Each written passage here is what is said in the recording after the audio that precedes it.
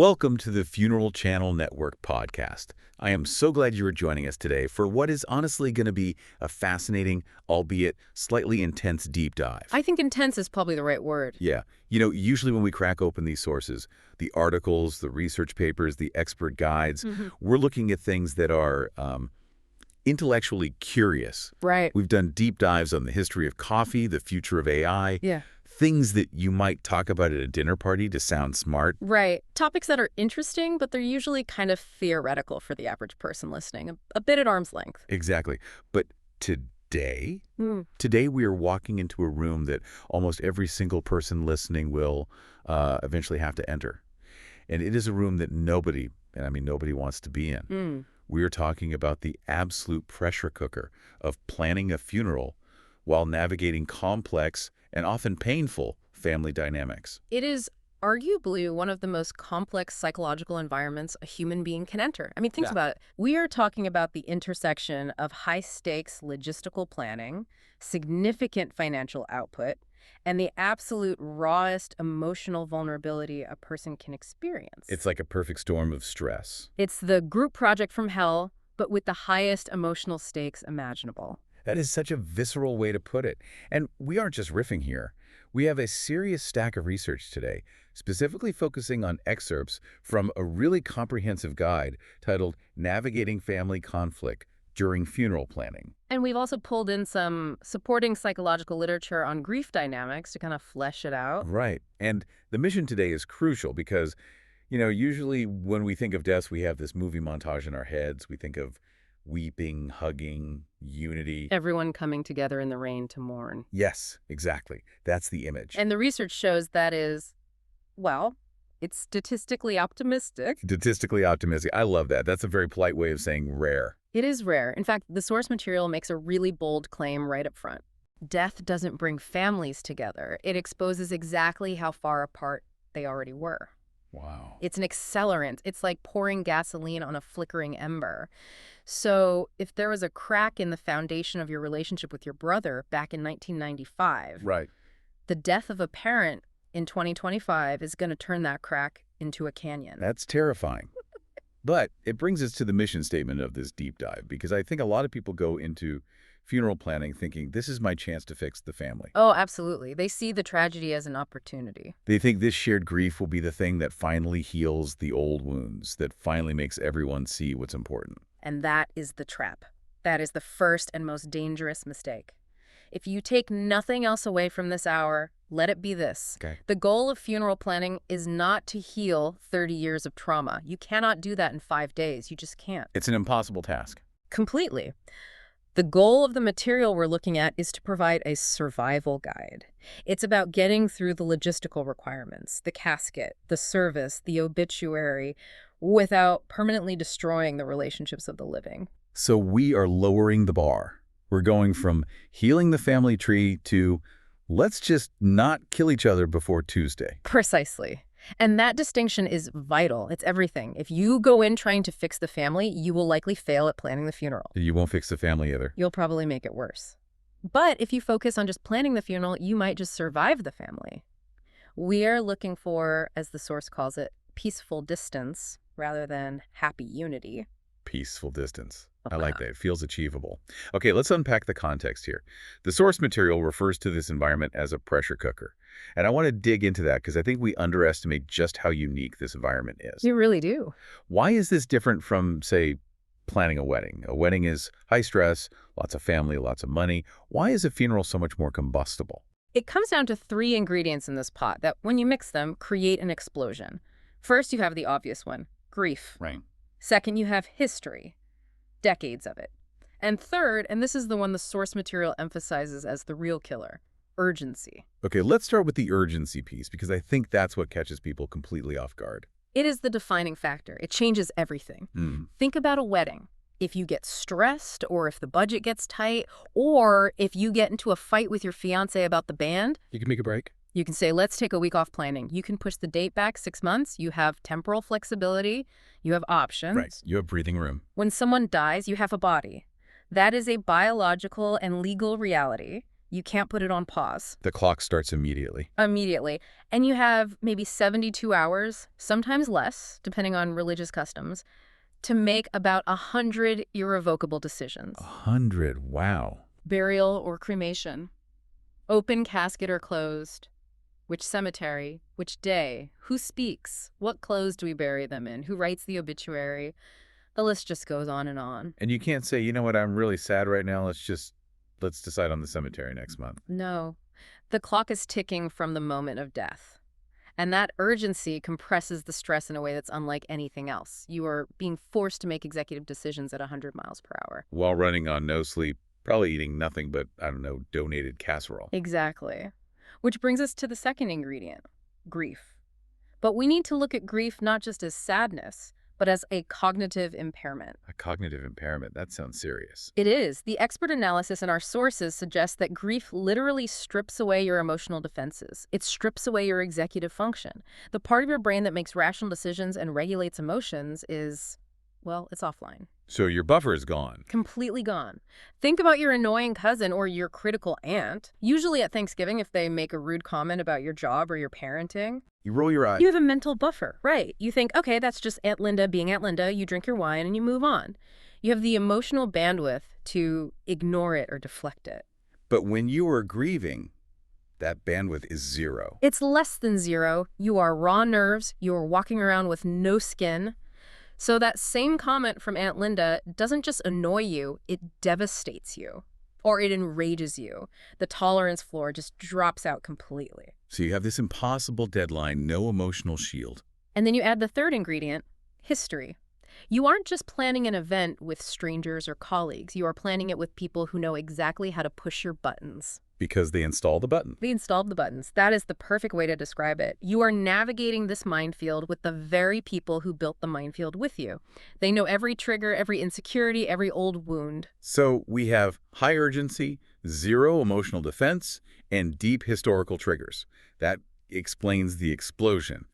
But the guide points out something really insightful here that I want to unpack. It says that these deeply personal historical conflicts often disguise themselves as logistical arguments. Yes, this is the concept of the proxy war, and it is absolutely critical to spotting conflict before it spirals out of control. Give me an example of a proxy war in this context, because on the surface, it just looks like people arguing about flowers or catering. Okay, let's look at a classic scenario from the case studies in the guide.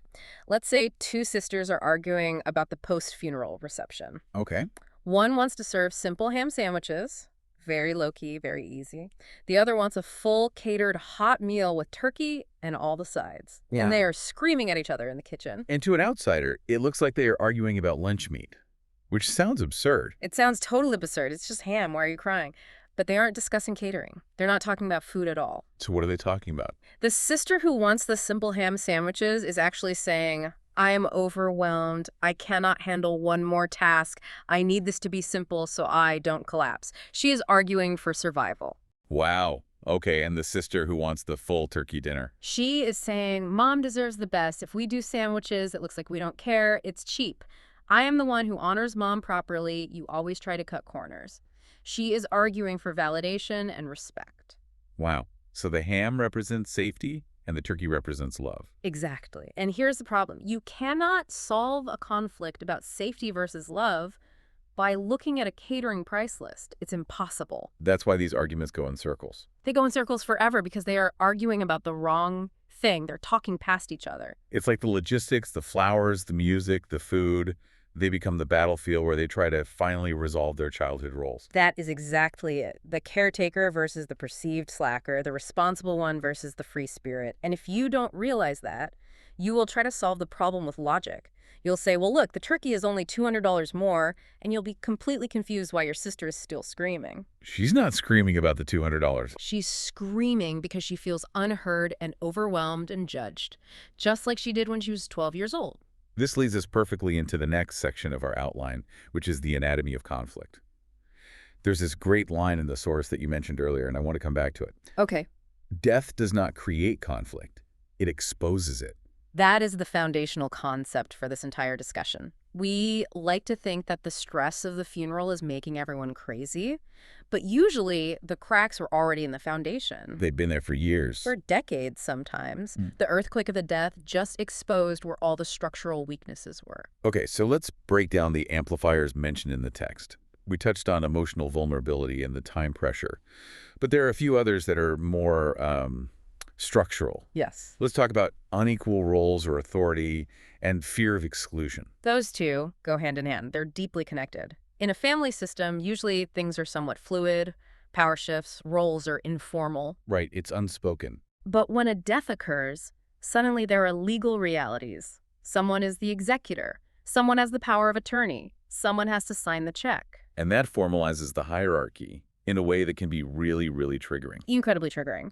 Imagine a family where the oldest sibling has always considered themselves the head of the kids, the de facto leader. But the parents chose the youngest sibling to be the executor, maybe because the youngest is an accountant or lives closer. Ooh, that's a recipe for disaster. It's a direct challenge to the oldest sibling's identity. They feel usurped. Their internal story is shattered. And all those questions bubble up. Why didn't Dad trust me? Do they think I'm irresponsible after everything I've done? Suddenly, every decision the youngest sibling makes, even the right logical decisions, is viewed through a lens of resentment and suspicion. And on the flip side of that, you have the fear of exclusion. This one really resonated with me. The idea that people fight to be involved because they are terrified of being erased from the family story. It's the fear of the final edit. A funeral is, in a way, the final biography of the deceased. It's the story we tell the world about their life. So if you're not part of telling that story, You're not in the story. If you feel like you were the black sheep, or maybe you were estranged for a few years, or maybe you were the second wife that the kids never really accepted, you become hypervigilant. you're terrified you're going to be written out of the script. So you fight. You fight to do a reading. You fight to have your photo included in the slideshow. You fight to sit in the front row.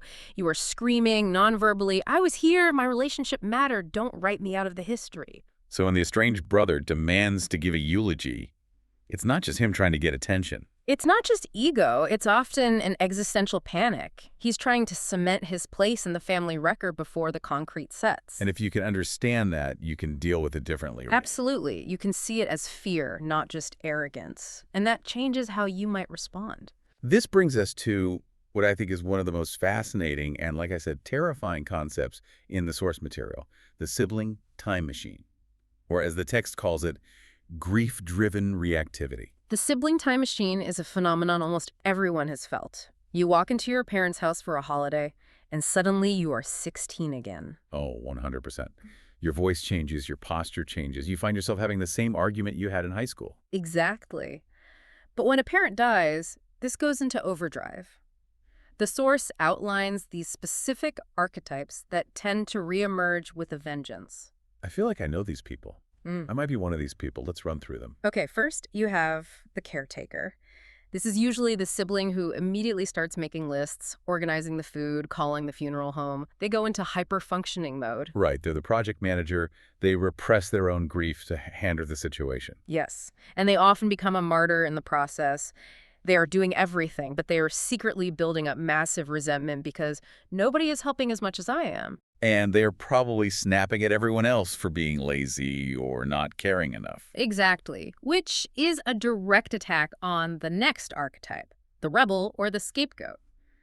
This is the sibling who feels judged. They anticipate criticism, so they act out preemptively. How does that look in practice? They might show up late to the planning meeting. They might disagree with the hymn choice just to prove they can't be controlled.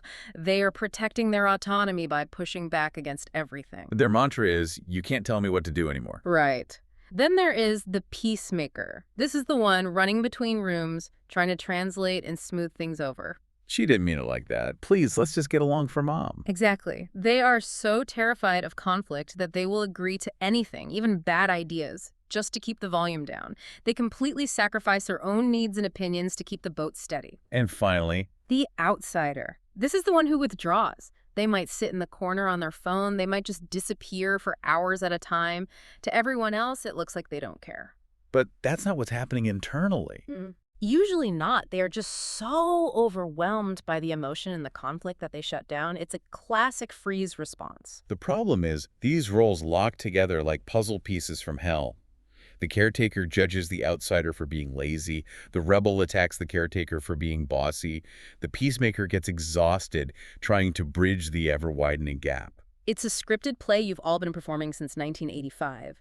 And because your emotional tolerance is zero, the script turns into a screaming match very, very quickly. So what is the antidote? Because we can't just stop being siblings. The source says self-awareness, which sounds great in the book, but seems really hard to do when you're sobbing in your childhood kitchen. It is hard. It's incredibly difficult. But the specific advice here is to catch the reversion. You have to have that moment of metacognition, that little voice in your head that says, wait a minute. Wait a minute, what am I doing right now? Exactly. I am 45 years old. I have a mortgage. I manage a team at work. Why am I scared to tell my sister I don't like the urn she picked? You have to interrupt the pattern. You have to recognize the role you're stepping into. You have to choose to engage from the present reality as an adult rather than reacting from the past history. You have to say, I am falling into the rebel role right now. I am disagreeing just to disagree. I need to stop and look at this decision objectively. That requires a lot of discipline when you're sleep deprived and sad. It does. It requires almost superhuman effort, which is why we can't just rely on willpower. We need strategies. We need tactical tools to help us. Okay, let's get into the tactics. This is the meat of the deep dive. The source material proposes 4 main strategies to navigate this minefield. The first one is called separation of powers, or what I like to call the firewall technique. This is, in my opinion, the single most effective strategy in the entire text. It is the conscious, deliberate separation of logistical decisions from emotional history. So you build a wall between the two. You have to treat them as 2 completely distinct domains with a guarded border between them. Walk us through the difference. How do you distinguish a logistical question from an emotional one when everything feels so emotional? You have to look at the nature of the answer required. A logistical question is factual. It's objective. It asks, what must be done? By when? By whom? And according to what legal standing? Give me some examples. We need to transport the body from the hospital to the funeral home by 5:00 p.m. today.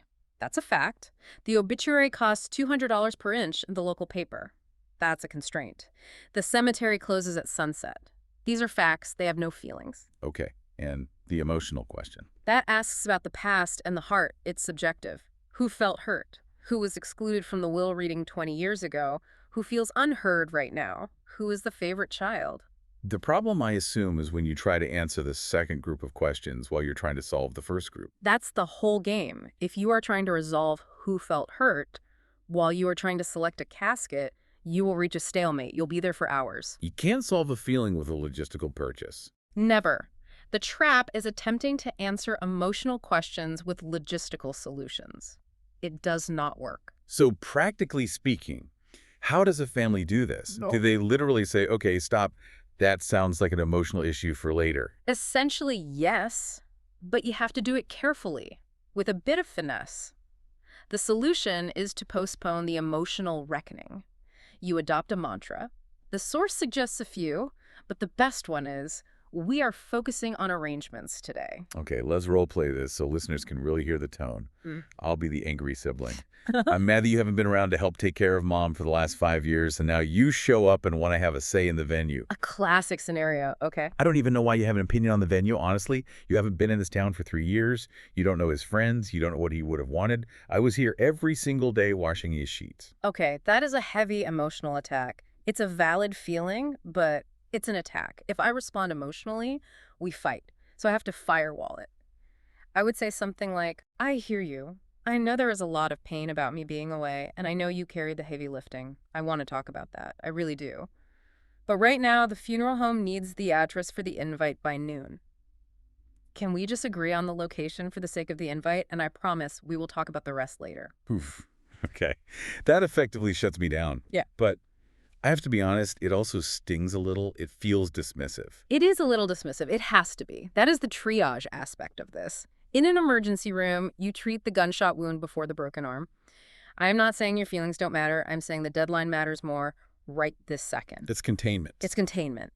I am putting your anger in a box, and I am promising to open the box on Thursday. But today is Tuesday, and on Tuesday, we have to print the invites. The printer doesn't care about our feelings. That's the key, though. You have to promise to open the box later. You can't just say, your feelings don't matter, shut up. Absolutely not. It's not now, not never. If you just dismiss it, you're confirming their fear that they're unheard. But if you validate and postpone, you can keep the process moving. Okay, that makes a lot of sense. Strategy number 2, the anchor and the decision structure. This is all about how to stop the power struggles between the living. Yes, because when everyone has an opinion and everyone thinks their opinion is equally valid, you get chaos. You need an anchor. And the best anchor is the deceased. This makes so much sense. It stops it from being my idea versus your idea and makes it about their idea. Correct. It reframes the entire conversation. The first and most important step is to look for written instructions. Wills, advance directives, pre-need arrangements. The Holy Grail. It really is. If mom wrote down, I want blue hydrangeas and to be cremated, then nobody gets to argue about the flowers or the method of disposition. The argument is over before it starts. Her voice from the past settles it. But what if, as is so often the case, there are no instructions? What if mom just said, oh, don't make a fuss? That's where you have to use what the source calls the orienting question. When the wishes are unclear, the family needs to agree upfront to ask one question for every decision. And that question is? What choice best reflects who they were?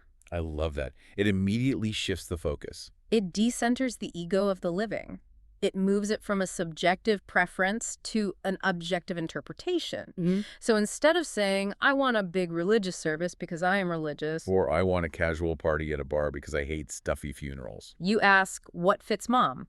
If mom was traditional and devout her whole life, you do the church service. Even if you, the child, are an atheist, it's not about you. And if mom was a wild free spirit who loved a good party, you throw that party, even if you're a really conservative person. It becomes a collective responsibility to honor the character of the dead rather than a battleground for the preferences of the living. And it changes the nature of disagreement. Exactly. If I disagree with your choice, I'm not attacking you. I'm just advocating for what I think mom would have wanted based on my memories of her. It turns us from enemies into co-authors of her tribute. But someone still has to make the final call. The source talks about establishing a clear decision structure. Yes. Conflict thrives on ambiguity. If nobody knows who is actually in charge, everyone thinks they are in charge. Or, even worse, everyone thinks no one is in charge, so they panic and try to seize control. You need a CEO for the project. You do. Ideally, this is the legal next of kin or the named executor. That's the cleanest way. But even if it's informal, the family needs to explicitly say, okay, Sarah is taking the lead on the service details. Mike is handling the finances and the legal paperwork. You define the roles. You define the roles, and the source outlines a very simple communication flow for this. Gather input, make decision, communicate decision. Let's walk through that. The decision maker, let's say Sarah, gathers input. Hey everyone, what music do you guys think Dad would have liked? She listens. Then, she alone makes the decision. Okay, based on everything, we're going with Amazing Grace. And then, crucially, she communicates it as a final decision. Just so everyone knows, the processional will be Amazing Grace. What you want to avoid is circular renegotiation.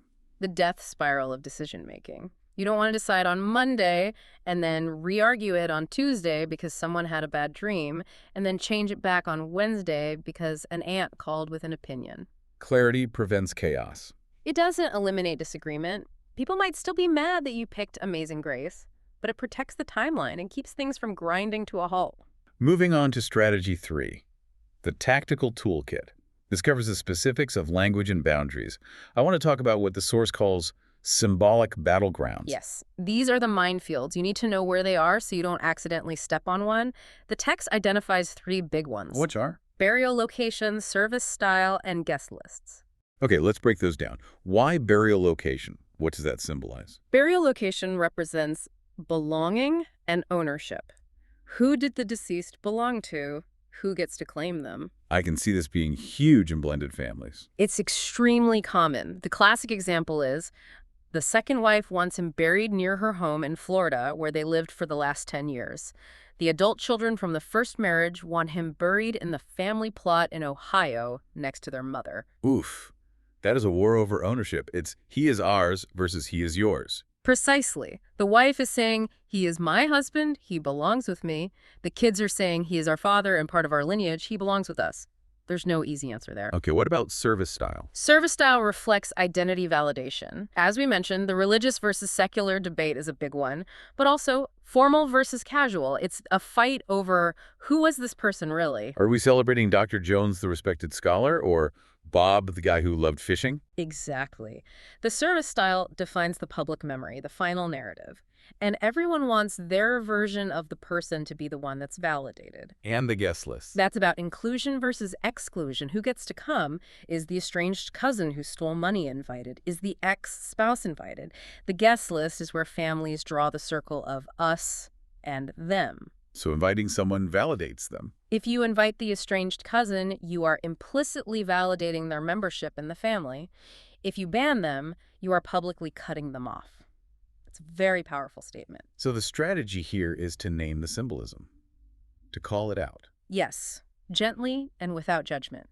If you are fighting about the burial plot in Ohio versus Florida, one person can stop and say, I think we are arguing so hard about this because we both want to feel close to him and we're scared of losing that.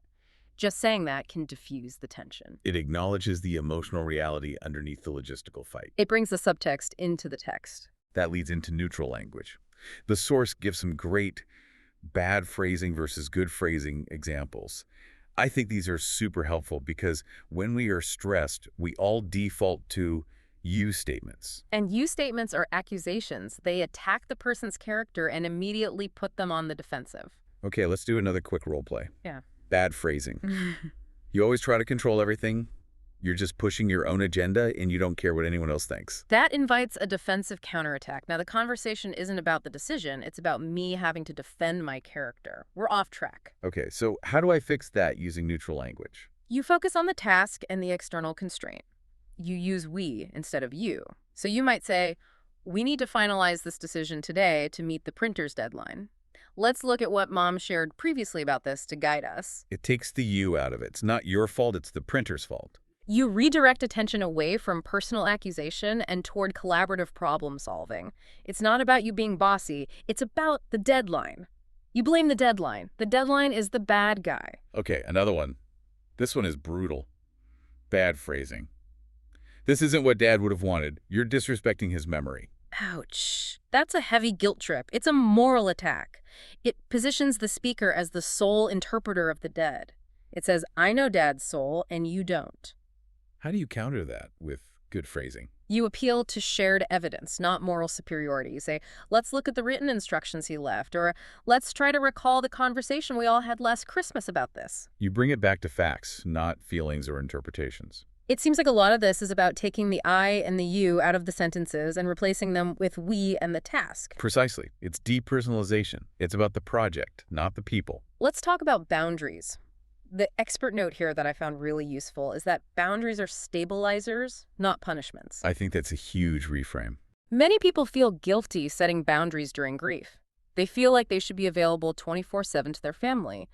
But that leads to burnout and eventually an explosion. A boundary is just a guardrail to keep everyone safe. So what does that look like? The text suggests things like limiting discussion topics. Right. You can say, I am here to talk about the music selection and the readings. I am not going to discuss the will or who gets the house. That is for later. Or setting time limits. I can talk about the funeral plans for 30 minutes, but then I need to go rest. That is a perfectly healthy and necessary boundary. Or declining to engage in historical arguments. I am not going to discuss the divorce of 1995 right now. That topic is off the table until after the service. And input management. This is a clever one. The source says you should know when to ask for a vote and when not to. Yes. This is where so many well-meaning people get into trouble. Do not ask for input on things that are non-negotiable. They try to be democratic about things that have fixed constraints. Give me an example of that. Yeah. Let's say the budget is $5,000 for everything. Do not bring home a brochure for a $10,000 casket and ask, what do you guys think of this one? Because someone will pick it. And then you have to be the one to say, no, we can't afford it. And then you are the bad guy. So you curate the choices first. You pre-filter. Exactly. You go to the funeral home, you find 3 caskets that are in the budget. Then you present those 3 choices and say, which of these 3 do we like best? You give them agency and a voice, but you keep it within the safety zone of the budget. That's brilliant. Strategy 4 is one that I think will resonate with a lot of people who just feel tired. Buffers, silence, and disengagement. Sometimes the best way to win the war is to leave the battlefield. The source emphasizes the power of silence. Not every conflict needs a resolution right now. Not every grenade thrown at you needs to be thrown back. There's a sentence in here that I highlighted 3 times. Grief does not obligate anyone to reopen wounds in the name of unity. That is such a powerful sentence. It's permission to protect yourself. There is this huge cultural pressure that says funerals should be these moments of great reconciliation and family healing. The movie montage The again. movie montage again. But if engaging with your brother is going to cause you to scream or break down or say something you can never take back, disengagement is actually the more compassionate choice. It preserves your emotional energy and prevents long-term damage. And part of that can be using buffers. This is where the professionals come in. Yes. Funeral professionals, clergy, mediators, estate lawyers, they are neutral third parties who can absorb some of the conflict. How exactly do they act as buffers? They externalize authority. It's a brilliant move. If you, the sibling, tell your sister, you can't have an open casket, she hates you, it's a power struggle. Right. Who are you to tell me? But if the funeral director says, given the condition of the body and the timing, an open casket is not advisable from a professional standpoint, she accepts it. It's not personal anymore, it's a professional opinion. You make the funeral director the bad guy, or rather the rule guy. Exactly. You lean on them. Tell the director beforehand, my aunt tends to linger and hold up the line at visitations. Please be the one to gently usher her out. They are trained to do this. They can be the neutral enforcer of the rules. The source also mentions extreme measures for when conflict becomes abusive or truly obstructive. Yeah, sometimes you have to escalate. Maybe you only communicate with a particularly volatile sibling via email. This creates a paper trail, which is good for the executor, but it also slows down the tempo. You can't scream in real time in an email. Well, you can use all caps, but you can choose not to open it for 3 hours. It removes the immediate reactivity. It gives you space to think before you respond. Mediation is also mentioned. Do people really hire mediators for funerals? In high net worth families with complex estates or in highly dysfunctional families with deep estrangement, absolutely. But the key distinction the source makes is that mediation here is for resolution, not reconciliation. What's the difference? Reconciliation is about fixing the relationship. It's about understanding feelings. It's about kumbaya. Resolution is about getting the contract signed. It's transactional. Totally transactional. A mediator in a high-conflict funeral scenario isn't trying to make you love each other. They're just trying to get you to agree on the burial plot so the funeral can actually happen. Which brings us to the ceremony and beyond. Because eventually the planning ends and the day of the funeral arrives. The source warns about protecting the tribute. The risk here is that after all that fighting, you allow the tension to define the ceremony itself. We've all been to those funerals where you can cut the tension in the room with a knife. Oh, yeah. Everyone's rigid. No one's making eye contact. And the nightmare scenario, of course, is the weaponized eulogy. Ugh, the worst. Dad had a hard life, mostly because of his ungrateful children who never visited. You have to vet the speakers. If you have a loose cannon in the family, you cannot give them an open microphone. It is not censorship. It is protection of the tribute. And this leads to the concept you mentioned earlier, peaceful distance. You do not need to perform unity for the guests. You don't have to sit in the front row holding hands and crying together if you hate each other. That performance is fake anyway. It's fake and it's stressful. You can sit on opposite sides of the aisle. You can arrive separately. You can leave separately. Respectful coexistence is the goal. You just need to get through the hour without a scene. That is a win. Okay, so let's talk about the aftermath. What happens when the guests leave and the casserole dishes are returned? The source notes that the urgency dissolves. The ticking clock stops. And often, emotions settle into new, different patterns. For many, this can bring a huge sense of relief, thank God that's over. But it can also bring delayed grief. Because you were so busy fighting and planning and managing, you didn't actually have time to grieve. Yes. The busyness of the planning, the conflict itself, it was a distraction. It kept the raw pain at bay. Once the conflict quiets down, the silence of the loss hits. This is often when the real emotional crash happens, a week or two later. And what about the legacy? If the family is fractured after all this, how do you preserve the memory of the person you lost? This is a really hopeful and empowering point in the material. Legacy does not require unanimous agreement. Individuals can preserve memory through private rituals. Tell me more about that. What does that look like? You can have your own memorial dinner on their birthday with your friends who loved them. You can plant a tree in your own yard. You can donate to his favorite charity every year in his name. You don't need the permission of the family committee to honor your loved one in your own life. I think that's really liberating. You don't have to win the battle for the official family narrative to have your own private, meaningful relationship with the deceased. No, you don't. And realizing that can help you let go of some of the fights during the planning. Let your sister have the sunflowers at the service if she needs them. You can buy lilies for your own house every week if that's what feels right to you. So as we wrap up this deep dive, let's reframe success. Because I think people go into this with a fantasy of a Hollywood movie ending where everyone cries and hugs and all is forgiven. That is a dangerous and damaging expectation. Success in this context is not emotional harmony. It is not healing the family tree. What is it then? What does a win look like? Success is a checklist. 1. The body was respectfully laid to rest according to their wishes or best interpretation. 2. The legal boxes were checked. 3. Nobody went into debilitating debt. 4. Nobody got punched at the graveside. That's a low bar. It's a low bar, but it's a realistic one. If you did those things, you won. You absolutely won. Even if you never speak to your brother again, you did your duty to the dead. Lowering the expectations from healing everything to handling this responsibly. It reduces the pressure and the guilt immensely. It turns an emotional nightmare into a managed, albeit painful, project. This has been such a powerful and I think practical deep dive. I think for anyone listening who is in the thick of this right now or who worries about being in the thick of it one day, this reframing is essential. It really is. It's the kind of advice you hope you never need, but you'll be so, so glad you have it when that phone rings. So to recap our mission here, navigate the minefield by separating logistics from emotion using the firewall technique. Anchor every decision in the deceased's wishes, not your own ego. Use neutral, task-focused language. And remember that boundaries are not insults. They are safety measures for everyone. And lean on the professionals. Let the funeral director be the bad guy so you don't have to be. Okay, a final thought for our listeners today. And this is a provocative one from the source material that really stuck with me. Okay. We often think that keeping the peace at a funeral means fake smiles and pretending everything is okay. We think that faking it is the respectful thing to do for the dead. But the source suggests that sometimes peaceful distance is healthier and maybe even more honest than superficial harmony. It raises a big question, and I want to challenge you, the listener, to consider this. In your own life, are there moments where you are forcing a performance of unity that is actually dishonoring the truth of the situation? Perhaps the greatest respect we can pay the dead is dealing honestly yet firmly with the living.